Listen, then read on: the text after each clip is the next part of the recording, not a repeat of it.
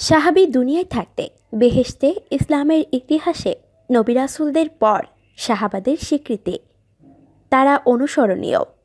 আল্লাহ তাআলা তাদের চরিত্র সম্পর্কে কোরআনে করিমে ঘোষণা করেন, মুহাম্মদ আল্লাহর রাসূল এবং তার সঙ্গে যারা আছে তারা কাফেরদের প্রতি অত্যন্ত কঠোর, পরস্পরের প্রতি সদয়। তুমি তাদের রুকুকারী, সিজদাকারী অবস্থায় দেখতে পাবে। তারা আল্লাহর করুণা ও সন্তুষ্টি অনুসন্ধান করছে। তাদের আলামত হচ্ছে তাদের চেহারায় সিজদার চিহ্ন থাকে। এটাই তাওরাতে তাদের দৃষ্টান্ত।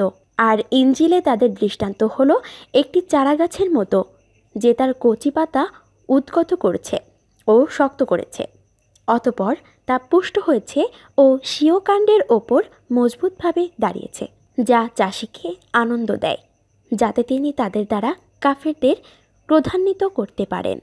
তাদের মধ্যে যারা ঈমান আনে ও সৎকর্ম করে, আল্লাহ তাদের জন্য ক্ষমা ও মহাপ্রতিদানের ওয়াদা করেছেন। সূরা আল ফাতহ 29। আল্লাহ তাআলা সাহাবীদের সম্পর্কে আরও বলেন, এই সম্পদ নিঃস্ব মুহাজিরদের জন্য ও যাদেরকে নিজেদের ঘরবাড়ি ও ধন সম্পত্তি থেকে বের করে দেওয়া হয়েছিল, অথচ এরা আল্লাহর অনুগ্রহ ও সন্তুষ্টির অন্বেষণ করে এবং আল্লাহ ও তার রাসূলকে সাহায্য করেন। এরাই তো সত্যবাদী। আর মুহাজিরদের আগমনের পূর্বে যারা মদিনাকে নিবাস হিসেবে গ্রহণ করেছিল এবং ঈমান এনেছিল, আর যারা তাদের কাছে হিজরত করে এসেছে, তাদেরকে ভালোবাসে। আর মুহাজিরদের যা প্রদান করা হয়েছে তার জন্য এরা তাদের অন্তরে কোনো ঈর্ষা অনুভব করে না এবং নিজেদের অভাব থাকা সত্ত্বেও নিজেদের ওপর তাদেরকে অগ্রাধিকার দেয়।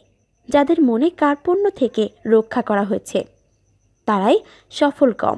যাদের মনের কার্পণ্য থেকে রক্ষা করা হয়েছে তারাই সফলকাম। সূরা হাসর 8-9।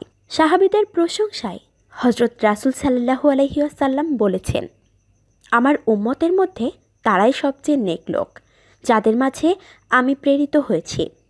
অন্য বর্ণনায় রয়েছে, হযরত রাসূল সাল্লাল্লাহু আলাইহি ওয়াসাল্লাম বলেছেন, সবচেয়ে সেরা মানব আমার সাহাবারা। আরেক বর্ণনায় সাহাবাদের প্রতি ভালোবাসাকে ঈমানের চিহ্ন হিসেবে অভিহিত করা হয়েছে।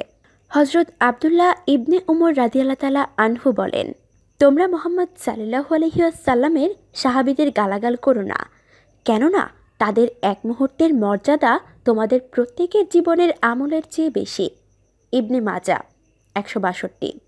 সামগ্রিক বিচারে সাহাবীরা অন্য সব উম্মত অপেক্ষা উত্তম।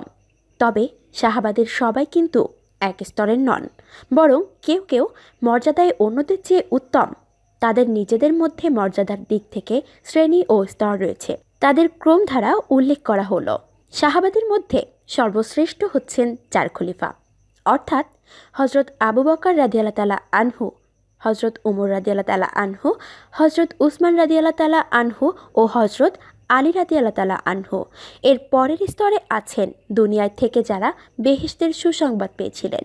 বেহেশতের সুসংবাদ প্রাপ্ত সাহাবীদের পূর্ণাঙ্গ তালিকা হলো হযরত আবু বকর সিদ্দিক রাদিয়াল্লাহু তাআলা আনহু, হযরত উমর বিন খাত্তাব রাদিয়াল্লাহু তাআলা আনহু, হযরত উসমান বিন আফফান রাদিয়াল্লাহু তাআলা আনহু, হযরত আলী বিন আবি তালিব রাদিয়াল্লাহু তাআলা আনহু, হযরত আবু উবাইদা বিন জাররাহ রাদিয়াল্লাহু তাআলা আনহু, হযরত সাদ বিন আবি ওয়াক্কাস রাদিয়াল্লাহু তাআলা আনহু, হযরত আব্দুর রহমান বিন আউফ রাদিয়াল্লাহু তাআলা আনহু, হযরত জুবাইর বিন আওম রাদিয়াল্লাহু তাআলা আনহু, হযরত তালহা বিন উবাইদুল্লাহ রাদিয়াল্লাহু তাআলা আনহু ও হযরত সাঈদ বিন যায়েদ রাদিয়াল্লাহু তাআলা আনহু।